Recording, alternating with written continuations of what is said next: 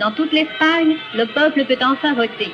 Les électeurs et les électrices déposent leurs bulletins dans des urnes de verre et dans les imprimeries, les presses statives vont à toute vitesse. Les crieurs de journaux se précipitent dans les rues. Le monde apprend une grande nouvelle.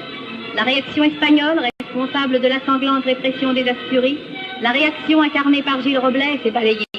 Les partis de gauche ont gagné 157 sièges et ils disposent d'une imposante majorité au Parlement des Cortés. À Madrid, dans toute l'Espagne, le peuple fête sa victoire, la victoire de la démocratie. L'amnistie libère 30 000 prisonniers politiques. La tâche du nouveau gouvernement de Front populaire était immense.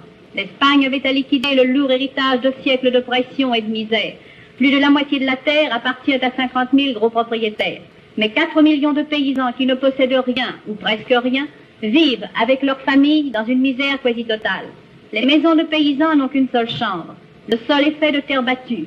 3 chaises, une table, voilà tout le mobilier. Une machine à coudre est un luxe. Des familles entières s'entassent sur des lits primitifs. Ils sont 3, 4 sur le même matelas. Aux portes mêmes de Madrid, des centaines de travailleurs agricoles vivent dans de véritables repères, dans des cavernes creusées dans le roc. La tyrannie féodale continuait d'étendre son ombre sinistre sur un pays où pour 6 francs par jour, les travailleurs agricoles peinaient du lever au coucher du soleil. Pour que tous les enfants d'Espagne, pour que toutes les femmes d'Espagne puissent manger à leur faim, le premier gouvernement de Front populaire avait une tâche immense à accomplir. Il voulait construire un monde plus humain, faire de l'Espagne une grande démocratie moderne, et il se mit courageusement au travail. Mais une formidable conspiration menaçait le pays. Car si le peuple est pauvre, le sous-sol de l'Espagne renferme d'immenses richesses.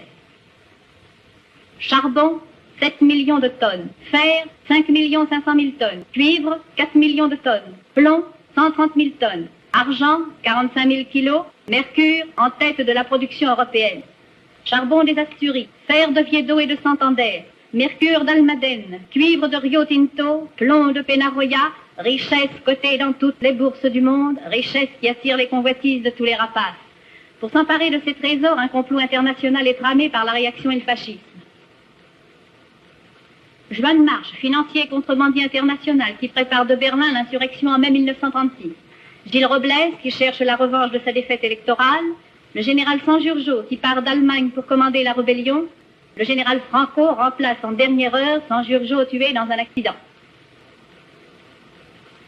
Ce document prouve que dès 1934, Mussolini reçut à Rome les représentants de la réaction espagnole. Nous traduisons les principaux passages de l'accord signé entre Mussolini et les fascistes espagnols. Le président, Mussolini, a déclaré ce qui suit. Premièrement, qu'il était disposé à aider les partis d'opposition au régime dans leur effort pour le renverser et le remplacer par une régence destinée à préparer la restauration de la monarchie. Cette déclaration fut solennellement répétée par M. Mussolini à 3 reprises. Deuxièmement, comme démonstration pratique, il est disposé à fournir immédiatement 200 000 fusils, 20 000 grenades à main, 200 mitrailleuses et 1 500 000 pesetas comptant. Troisièmement, cette aide n'a qu'un caractère préliminaire et elle sera suivie en temps opportun d'une assistance plus importante encore.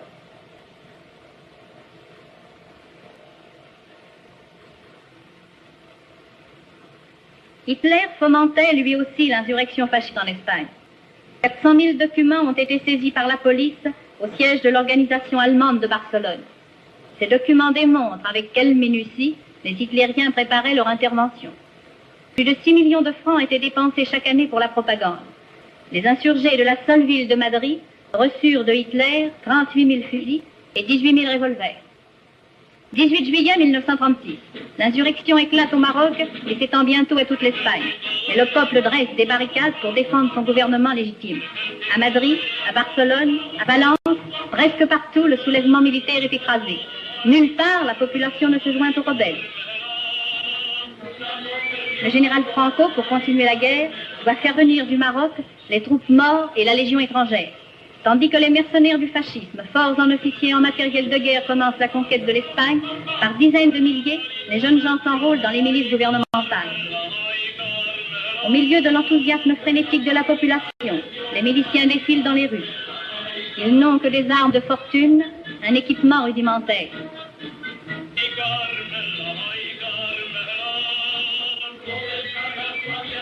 Une partie de la police, une partie des officiers sont restés fidèles au gouvernement.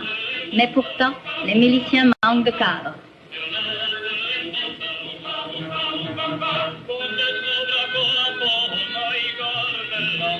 Après avoir traversé les villages où la population est aussi enthousiaste que celle des villes pour la cause gouvernementale, les miliciens arrivent sur les grands plateaux d'Aragon et de Castille où doivent se livrer les premières batailles. Ces hommes n'ont, pour lutter contre les tanks rebelles, que des camions blindés tant bien que mal à l'aide de plaques de souris. Lorsque ces volontaires partent au combat, leur tragique inexpérience se fait durement sentir. La mort fauche dans leurs rangs et les pertes sont d'autant plus lourdes que l'artillerie est insuffisante.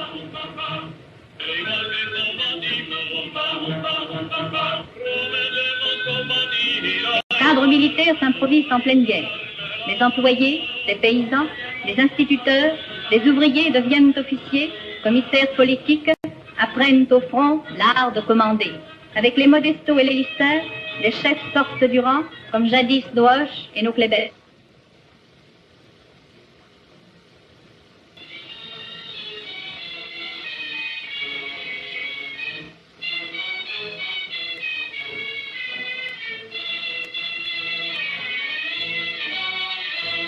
Les morts, jadis chassés de la péninsule par le Cid, par Isabelle la catholique, par tous les héros historiques de la vieille Espagne, recommencent maintenant la conquête de l'Aragon, de l'Andalousie, de la Castille.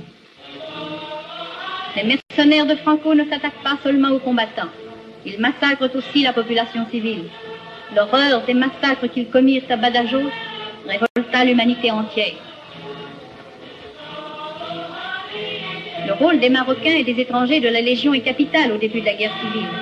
Ce sont ces forces qui permettent à Franco de commencer sa marche vers Madrid.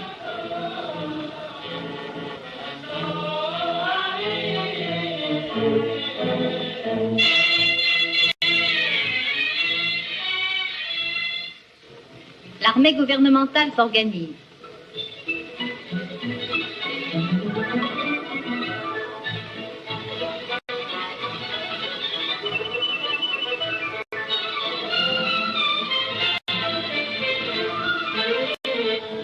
Les miliciens doivent d'abord apprendre à manœuvrer,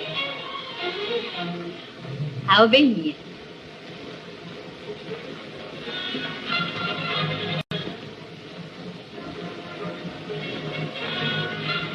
Ces premiers exercices établissent une discipline dont dérange hier encore une organisée.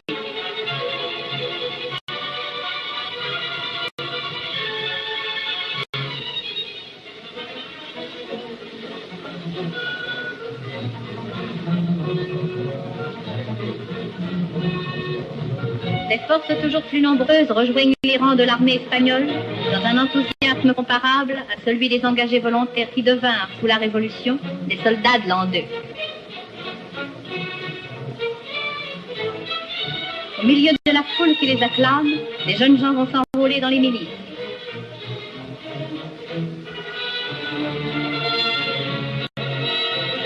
Les nouvelles recrues sont disciplinées à leur tour.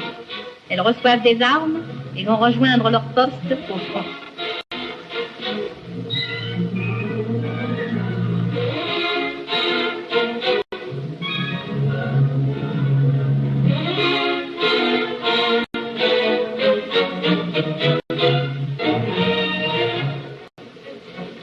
Le Parlement espagnol, les Cortés, se réunit à Madrid. Les représentants du peuple décident, d'accord avec les socialistes, anarchistes, républicains, communistes, catholiques, expression de la nation tout entière, d'intensifier leurs efforts pour la création d'une armée forte et de continuer la lutte jusqu'à l'écrasement de la rébellion.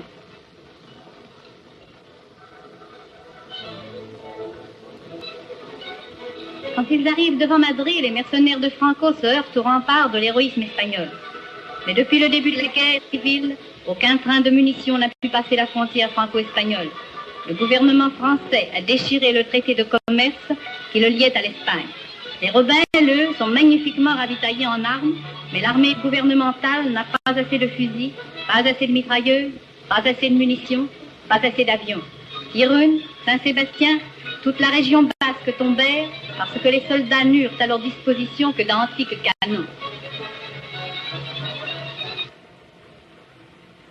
Londres, au mois d'août 1936. La chaleur et les vacances font de la capitale anglaise une oasis de calme et de tranquillité. Pendant que la guerre fait rage en Espagne, devant un palais, les curieux regardent arriver les ministres et les diplomates représentant les principales puissances. Le comité de non-intervention va commencer ses travaux. C'est le gouvernement français qui a proposé au monde la politique de non-intervention. Et le gouvernement anglais s'est aussitôt rallié à son initiative.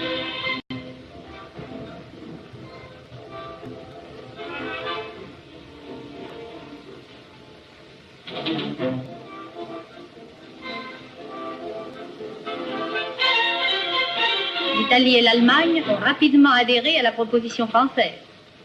Elles se sont engagées, comme les autres puissances, à n'envoyer en Espagne, durant toute la durée des hostilités, aucun matériel de guerre, que ce soit aux rebelles ou aux gouvernementaux. Aux premières séances du comité de non-intervention, Hitler et Mussolini font proclamer qu'ils ont mis l'embargo sur les armes à destination de l'Espagne. Quand les dépêches apprennent que les soldats et les armes venues d'Allemagne ou d'Italie débarquent sans arrêt, Hitler et Mussolini déclarent solennellement que ces assertions sont fantaisistes et dénuées de tout fondement. Le président du comité, Lord Clement, s'associe à ces déclarations et, convaincu de la bonne foi fasciste, les membres du comité continuent de venir siéger. Les cuirassiers anglais, entrés dans le port de Barcelone, veillent à ce qu'aucun matériel de guerre ne parvienne aux républicains.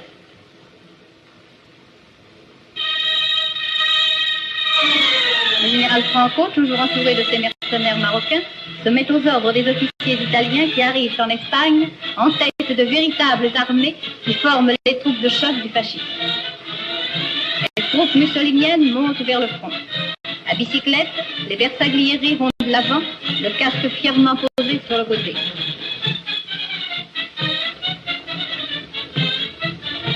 Les avions italiens et allemands soutiennent leur offensive. En mars 1937, les légionnaires italiens jouent un rôle de premier plan dans une attaque contre Madrid et Mussolini leur télégraphie. J'apprends qu'une grande bataille est en cours en direction de Guadalajara. Faites savoir aux légionnaires que je suis heure par heure leur action qui sera couronnée par la victoire.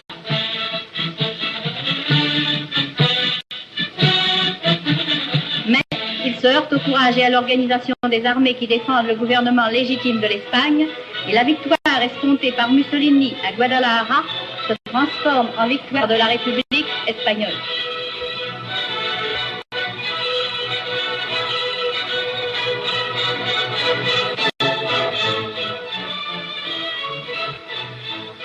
Les républicains ramassent parmi les cadavres les drapeaux italiens abandonnés. Ils s'emparent du fanion de la légion italienne, les flammes noires, où se lit la devise « Nous brûlons sans lui ». Sur les routes de Guadalajara, un formidable matériel de guerre s'entasse. Et tout ce matériel est mussolinien ou hitlérien. Canons italiens, tanks et mitrailleuses italiens.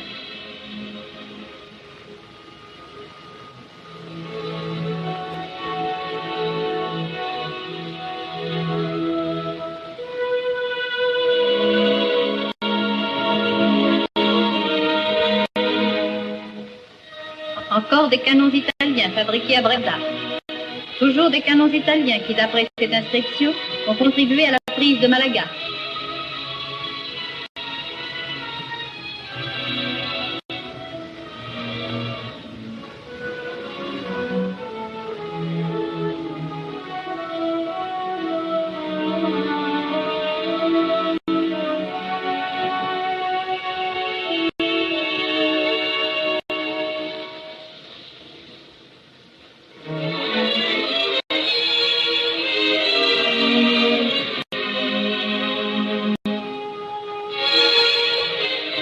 Voici des masques à gaz italiens. Et des caisses entières de macaroni venues tout droit de Naples.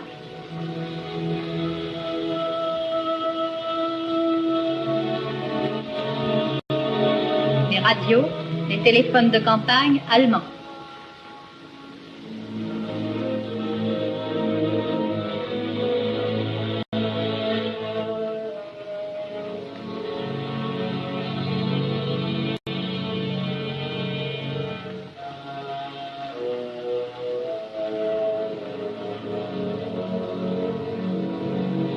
Le butin italien et allemand est tel que les Espagnols doivent les entasser dans les entrepôts où les obus s'empilent.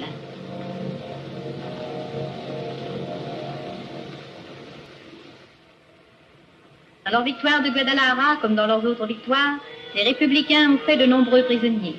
Parmi ces prisonniers, on trouve des Espagnols, jeunes ou vieux, mobilisés de force dans les armées de Franco.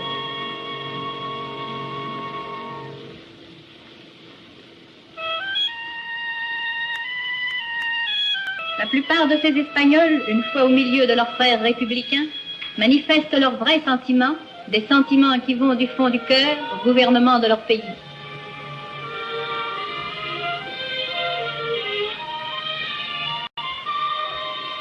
Si certains prisonniers sont espagnols, il y a beaucoup de prisonniers morts, des mercenaires recrutés au Maroc espagnol et même au Maroc français par les agents de Franco qui leur firent les plus fabuleuses promesses. 4 aviateurs allemands abattus dans les lignes républicaines alors qu'ils allaient bombarder des villes ouvertes. Des prisonniers italiens dans la cour d'une caserne où ils sont détenus. Depuis le début de la guerre civile, les Espagnols ont fait des milliers de prisonniers italiens. Ceux que nous voyons ici ont été pris au cours de la bataille de Guadalajara.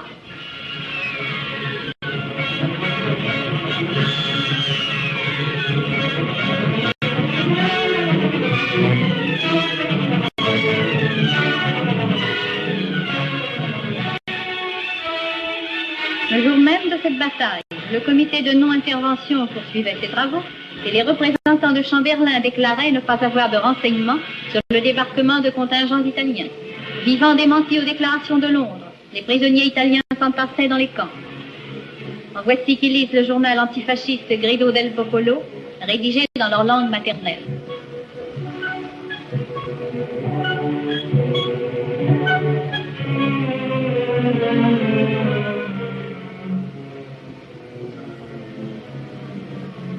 Parmi les Italiens prisonniers se trouvaient de nombreux officiers.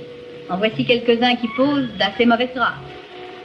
Le commandant Lucien Antonio, les lieutenants Achille Sacchi et Gaëtan Barussi.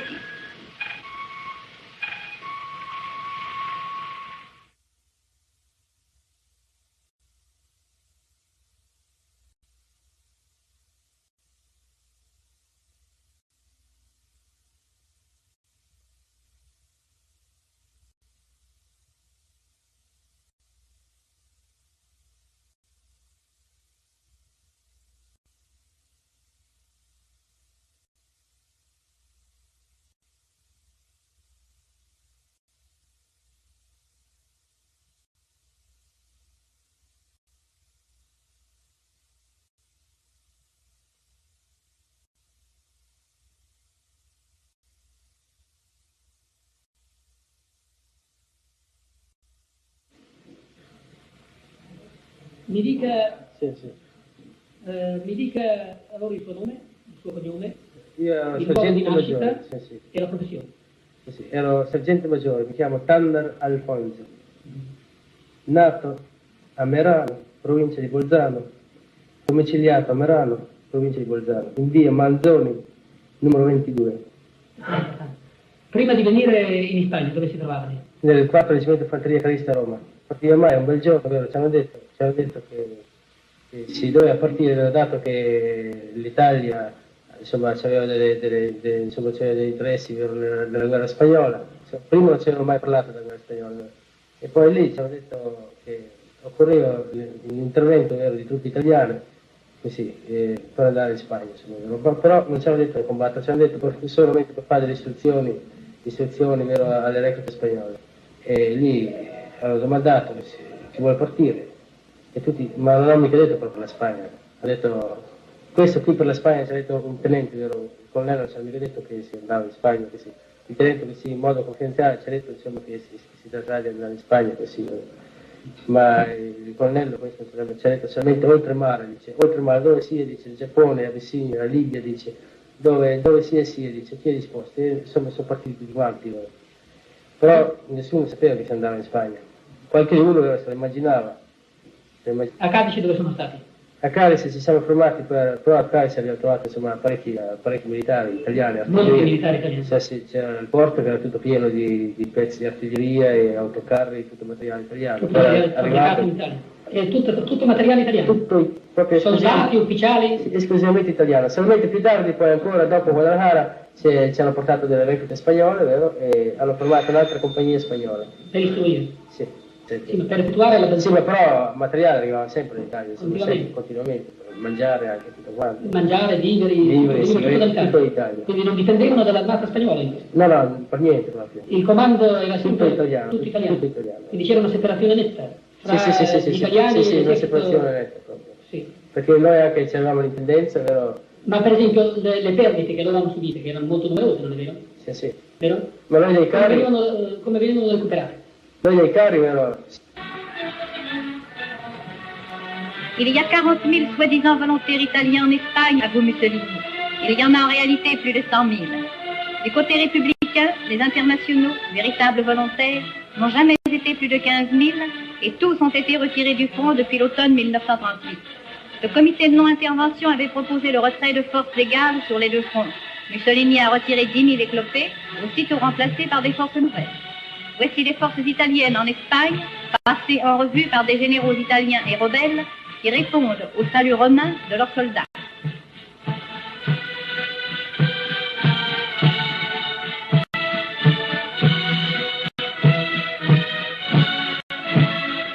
Italiens, une quantité formidable de matériel allemand et italien reste à la disposition de Franco, alors qu'il n'y a plus un combattant étranger sur le front républicain. Les hommes des brigades internationales ont maintenant quitté l'Espagne. Les voici au milieu des manifestations de la reconnaissance populaire.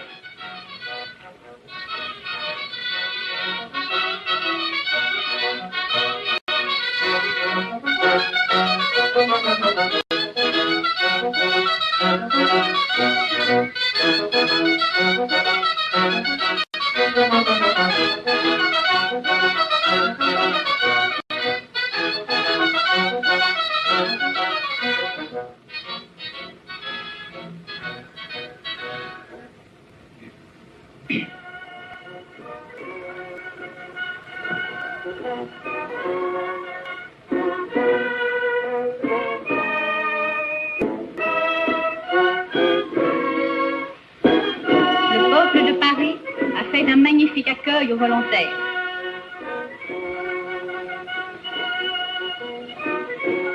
Le sort de la France est lié à celui de l'Espagne républicaine.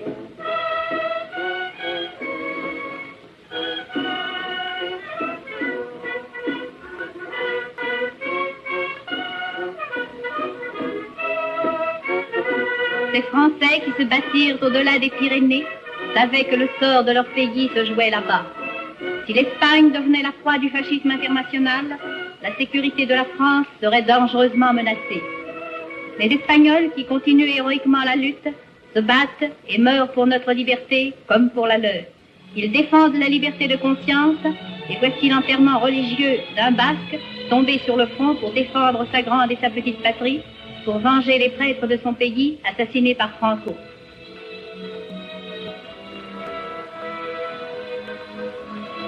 Nos représentants diplomatiques ont été les victimes du fascisme international. On a enterré le vice-consul de France, M. Lecouteux, tué au cours d'un bombardement. 50 navires français ont déjà été attaqués par des bateaux pirates fascistes. Le cercueil qui contient les restes du vice-consul est conduit vers le navire de guerre qui le ramènera en France.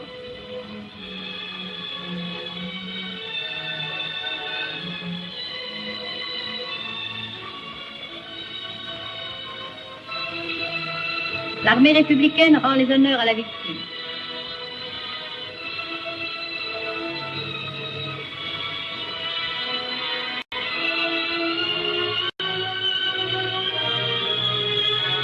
L'ambassadeur de France, M. Éric Labonne, assiste aux obsèques de ce diplomate tué par une bombe fasciste.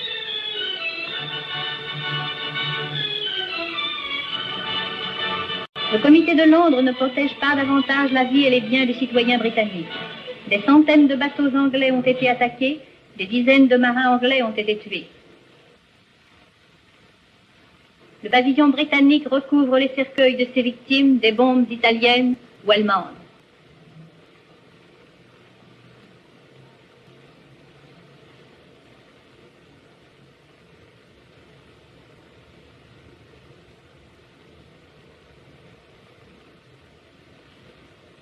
Ces marins sont les rescapés du naufrage d'un des 35 bateaux anglais coulés par les torpilles italiennes ou allemandes.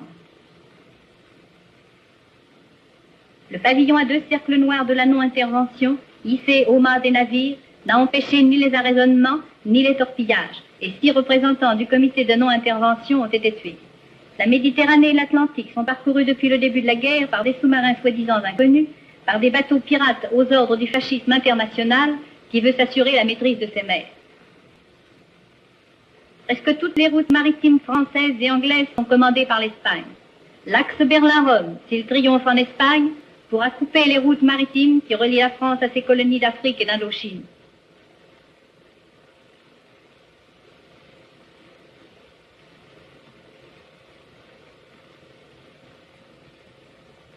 Barrage à Gibraltar, barrage sur les côtes d'Afrique. Si les bateaux français qui ne peuvent plus traverser la Méditerranée veulent contourner le continent africain, ils se heurteront aux barrages comme mettent les îles Canaries sur leur route. La politique de Munich est venue aggraver dangereusement cette situation. La Tchécoslovaquie, quand elle était le bastion de la France en Europe centrale, aurait, en cas de guerre, retenu 35 divisions allemandes sur ses frontières. Le diktat de Munich, accepté par Chamberlain et Daladier, a anéanti la Tchécoslovaquie, démocratique et amie de la France.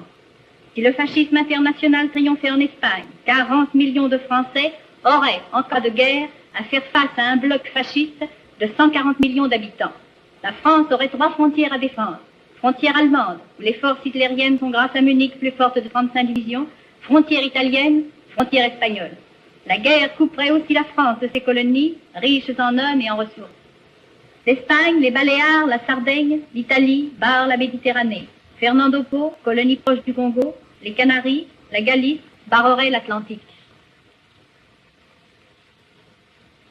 Enfin, les avions venus d'Allemagne, d'Italie et d'Espagne pourraient désormais bombarder le territoire français dans sa totalité. Si le fascisme triomphait en Espagne, le plan d'encerclement de la France préconisé par Hitler dans Mein Kampf se trouverait réalisé.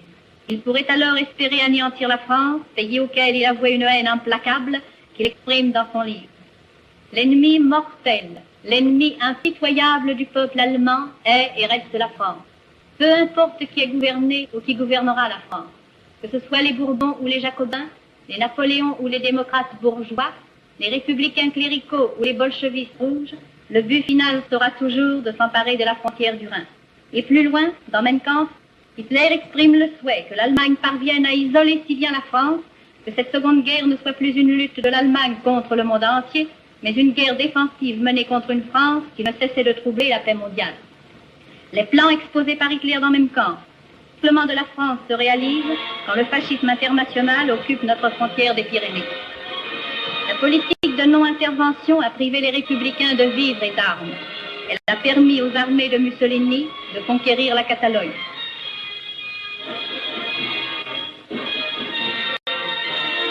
Par centaines de milliers, les femmes et les enfants ont dû partir sur les routes, poursuivis par les bombes et la mitraille des avions étrangers. Les malheureux passent les Pyrénées à pied, dans le vent et la neige. Les enfants affamés ont les pieds gelés.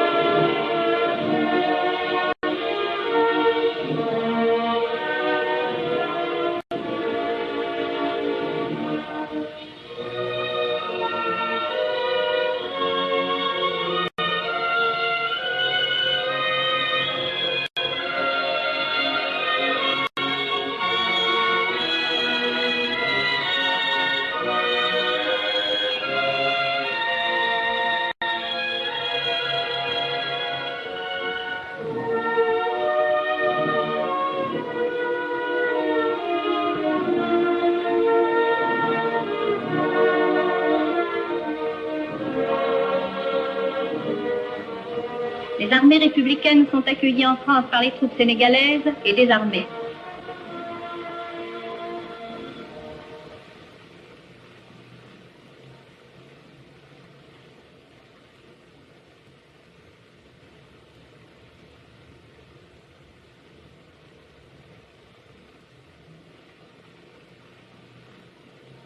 Sous la surveillance des gardes républicains, les héros sont envoyés dans des camps de concentration où ils sont parqués comme du bétail.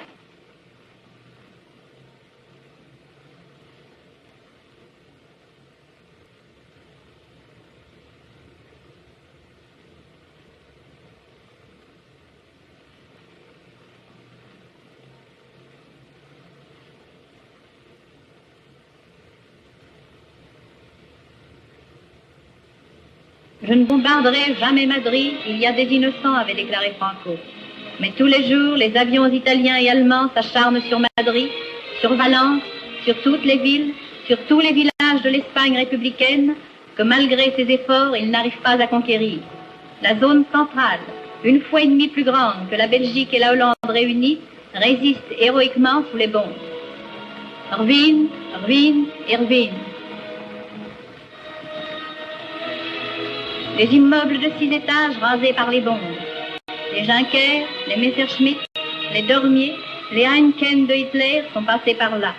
Les Caproni, les Savoyards de Mussolini ont accompli leur besogne de mort.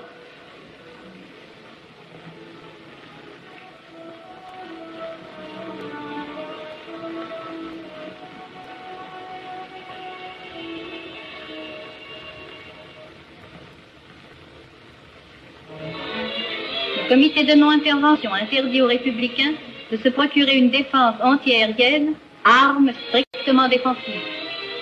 Irvine, Irvine, Irvine. Les écoles ne sont pas plus épargnées que les hôpitaux. Les malades sont tués dans leur lit, les enfants sont tués devant leur pupitre.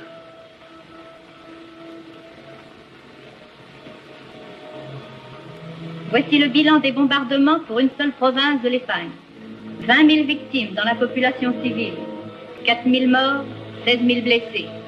Pour la seule petite ville de Reus, qui n'a que 30 000 habitants, 57 agressions, 250 000 kilos de bombes, 227 morts, 431 maisons détruites, dont 2 écoles, un hôpital. Ce sont les avions italiens et les avions allemands. Ce sont les bombes italiennes et les bombes allemandes qui ont fait sur la terre d'Espagne toutes ces ruines, tous ces morts.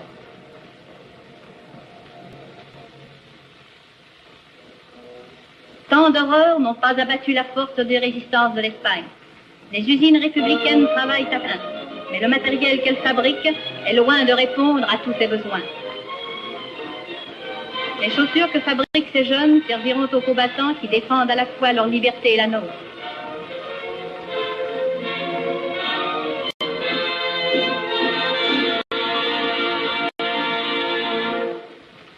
Les ouvriers montrent ces chaussures à des délégués venus de France. Ces délégués sont venus représenter des millions d'hommes et de femmes de cœur qui ne veulent pas que les femmes et les enfants d'Espagne souffrent de la faim. Car l'Espagne a faim, et la faim est un des ennemis de la résistance. Les réfugiés ont surpeuplé le territoire républicain dont les champs produisent trop peu de vivres. On fait queue aux portes des magasins.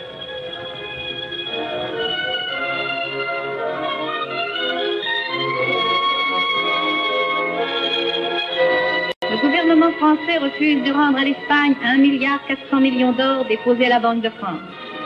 Ce milliard et demi permettrait d'acheter l'excédent de blé français pour nourrir les enfants d'Espagne affamés par le blocus des côtes. Le peuple français veut tout faire pour empêcher qu'un peuple ami souffre de la faim. Un peuple dont la lutte est aussi la lutte pour les intérêts et la liberté de la France. Les membres du Secours populaire collectent dans tout le pays du lait condensé pour les petits-enfants espagnols.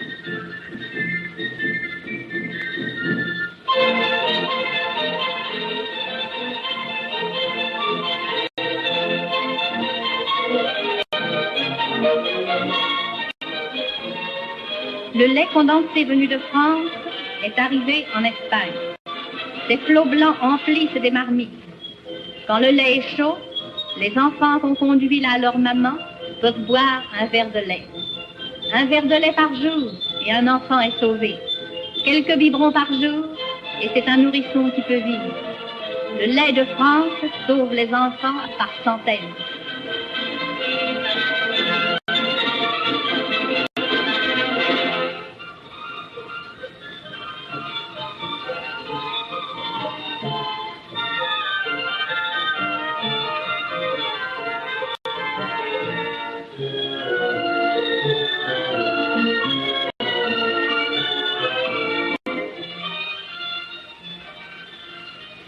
Dans tout notre pays, les quêteurs du secours populaire ramassent des gros sous pour les enfants d'Espagne, comme ils en ramassent aussi pour l'enfance malheureuse de notre pays, pour les victimes de la répression, pour les grévistes.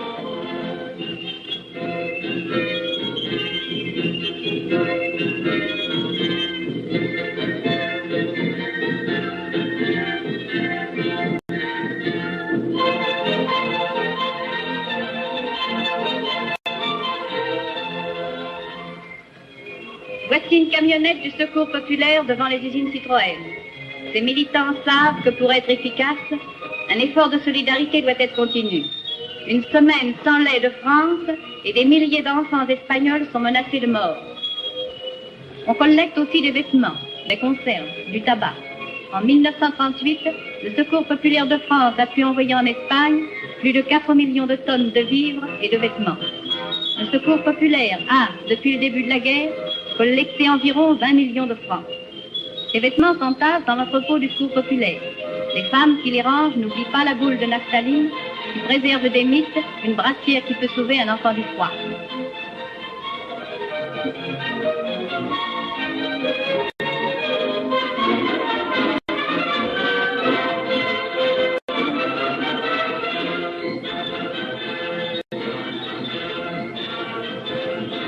Les caisses de chaussures sont clouées. L'énorme ballot s'entasse, il faut toute la vigueur d'un robuste magasinier pour les porter jusqu'à un camion proche.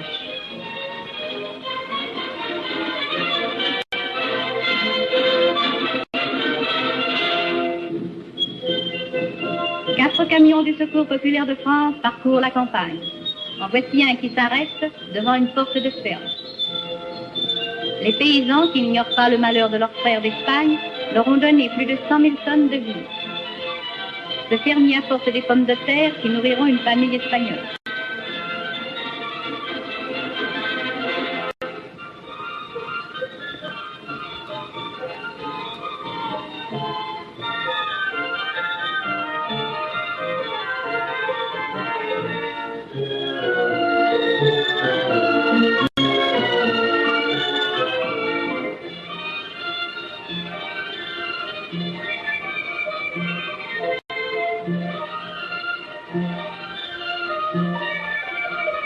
Une paysanne donne son obole à un quêteur.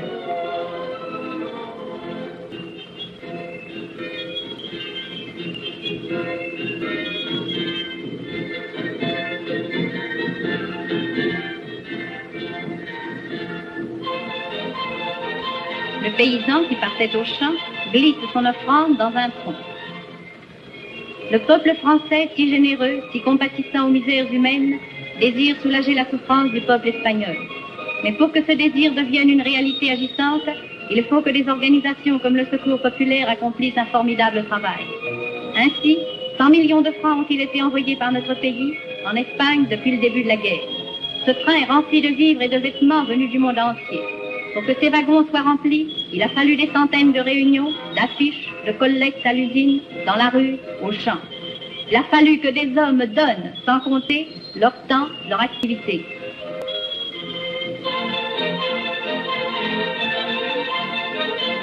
Si ces péniches chargées de vivres vont pouvoir soulager d'infinies misères, c'est que des milliers de militants ont opiniâtrement travaillé des semaines durant pour qu'elles soient remplies.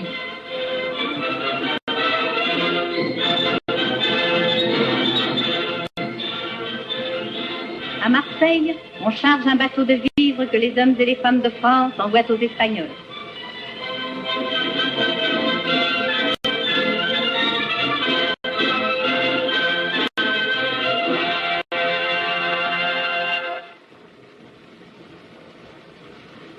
Le bateau est arrivé en Espagne. Des barques pavoisées vont à sa rencontre.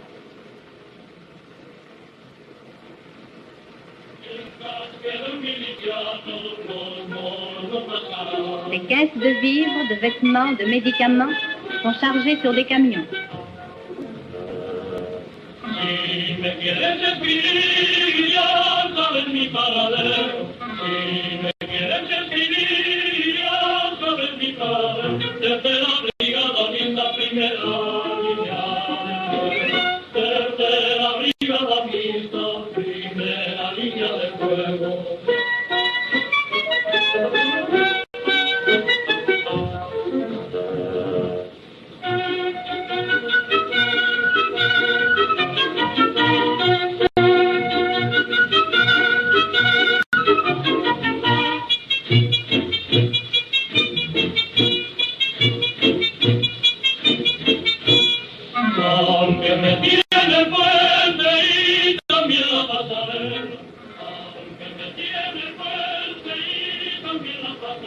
peuple d'Espagne manifeste sa reconnaissance au peuple de France quand ses camions traversent dans l'enthousiasme les larges avenues de la ville.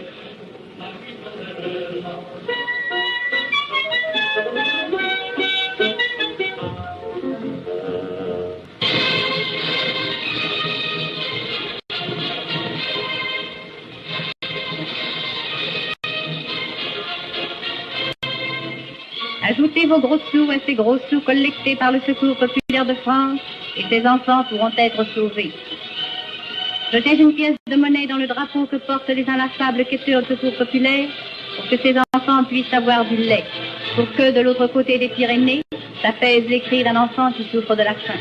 Les avions de Hitler et de Mussolini continuent de semer la mort en Espagne. Le massacre des innocents continue.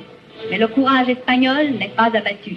Les gouvernementaux savent que la farce monstrueuse de la non-intervention, les troupes et les armes de Mussolini et de Hitler ne les empêcheront pas de remporter la victoire.